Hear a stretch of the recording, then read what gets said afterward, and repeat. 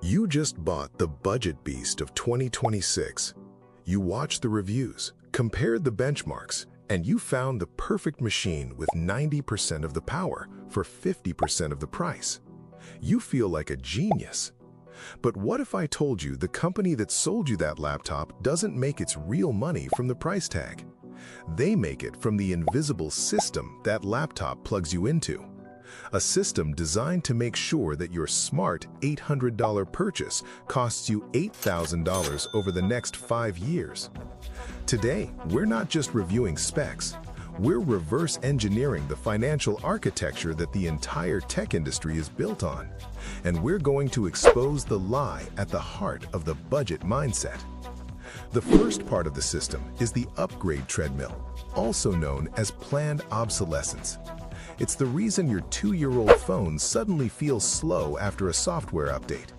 It's the non-replaceable battery that dies just after the warranty expires. It's the budget Android phone that only gets 2 years of security updates while the flagship iPhone gets 6. You think you saved $400 buying the budget phone, but you'll be forced to buy a new one 3 years sooner than the person who bought the premium model. Over a decade, you end up spending more. The budget mindset makes you focus on the upfront cost, while the wealthy mindset focuses on the total cost of ownership. The second part of the system is the pro illusion. Tech marketing has convinced you that a tool can make you a master. They sell you the MacBook Pro, the Creator PC, the Gaming Beast, implying that the hardware itself will unlock your potential, so you overspend. You see influencers with million-dollar desk setups and feel like your simple gear is inadequate. That feeling drives you to buy a $3,000 video editing rig before you've even learned how to color grade. You buy a top-tier gaming laptop when your skill level is still in the bronze league. The budget mindset creates a feeling of imposter syndrome. It makes you believe your gear is holding you back, so you splurge on a pro device you can't afford, breaking your own financial rules. A real professional knows that discipline and skill are the assets. The tech is just the expense. Mark Zuckerberg built the first version of Facebook on a junk computer. Your favorite YouTuber probably started on a laptop that was 5 years old. They didn't buy the pro gear until their work could pay for it. They understood that the machine doesn't make the man. The third and most profitable part of the system is the subscription matrix. We've moved from an economy of ownership to an economy of rental. You don't buy software anymore, you rent it from a digital landlord. Adobe, Microsoft, even your cloud storage, they are all small monthly payments. Each one feels like a budget choice. $10 here, $15 there. It feels insignificant. But let's do the math. $50 a month in tech subscriptions is $600 a year. That $600, if invested, would be worth over $27,000 in 20 years. You are paying a digital landlord rent instead of building your own digital real estate. This is the core of the trap. The budget mindset makes you hunt for discounts on hardware, while the tech industry quietly drains your wealth through software and services. But the architecture of control goes even deeper. The fourth hidden cost is the ecosystem trap. It starts innocently. You buy an iPhone. Then you realize your old headphones don't work without a dongle, so you buy AirPods. Then you see how seamlessly the AirPods connect to your MacBook, so your next laptop is a Mac. Suddenly, your photos, messages, and files are all locked in iCloud. Moving to a budget Android phone now feels like a monumental task. You'd have to transfer all your data, lose your iMessage history, and buy all your apps again. The companies have designed their products to be sticky. They aren't just selling you a phone. They are selling you a membership to a digital country with its own laws and its own currency. The cost of leaving that country is so high, you just keep paying whatever they ask for, the next passport stamp, the next product release. Your budget choice years ago has eliminated your freedom of choice today.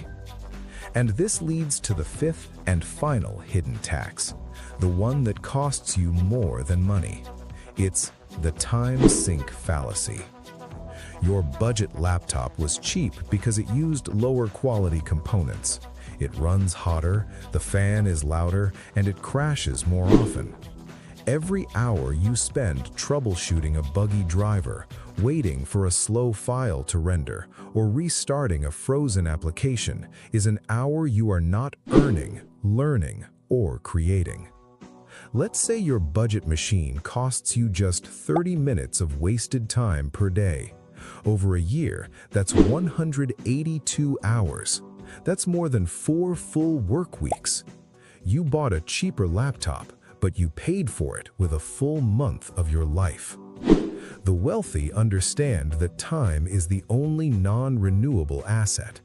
They will gladly pay a premium for technology that is reliable, stable, and seamless because it buys them back their time. They know that the most expensive piece of technology is the one that doesn't work when you need it to. So, how do we escape this matrix? We stop thinking like a consumer and start thinking like a chief technology officer of our own life. We create a new framework, the tech asset mindset. From now on, a piece of tech is not a purchase, it's an investment. And every investment must have a positive return on investment, or ROI. Before you buy any gadget, you must be able to clearly answer one question. How will this device make me more money or save me significant time that I can then convert into money? If the answer is, it has a faster refresh rate for gaming, or it looks cool, it's not an asset, it's a toy. To enforce this, we use the 2 laptop rule, not the rule of 2. If your current laptop is still capable of doing the work that makes you money, you are not allowed to upgrade until you have earned enough profit from that old laptop to buy the new one twice over. This forces your focus away from the gear and onto the output. It turns your tech from a status symbol into a tool for production. And finally, you must invest the difference. The next time you choose the $800 budget laptop over the $1,500 premium one, you must take that $700 you saved and immediately put it into an asset. An index fund, a business course, a high-value skill. If you don't, that money will simply be absorbed by lifestyle creep, and your smart budget choice will have meant nothing. On this channel, our perspective is shifting. We're moving beyond specs and benchmarks. We are starting to analyze the systems, the strategies, and the discipline required to use technology as a ladder to wealth, not a slide into debt. The budget mindset was your training wheels. It's time to take them off. Welcome to the next level.